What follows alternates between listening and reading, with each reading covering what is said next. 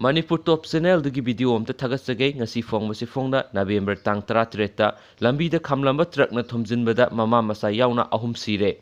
Imphal Tidim lambi gi phibam phagalakpaga loinana lambi asida gari kaya kanna thaunabadagi gari accident thoktuna misi mina thokpagi sang hingalakli. Ngarang numidangsu Tidim lambi gi nakanda khamduna lairamba truck amagi maningda Maruti ben amana thomjinbada ben aduda tonglakpa mama masa yauna miyoi ahum sire. Ben adu thorokpa mapu roibana soktuna hauji aruba phibamda laikhatnari.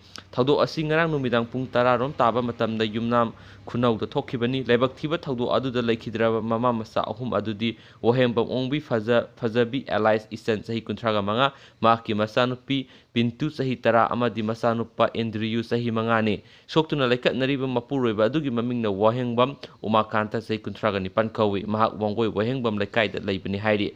Khamduna laiba truck adugi number na MN056 0287 ni aduga Maruti ben adugi number na MN014A 4369 ni wahengbam ongbi isan gi Bisnupur district ki Torbung Bangala da laiba mapamda mapamasa punna makhoi mari saksa ruraga mayumda halakpada lambi da laibak thiba thaudo adu thokhibani hairi laikhidraba miyoi sing adugi haksang sing asi rims ki mokta postmortem tawraba matungda police na laikhidrabi gi imung manugi miyoi sing da amuk khusinakre.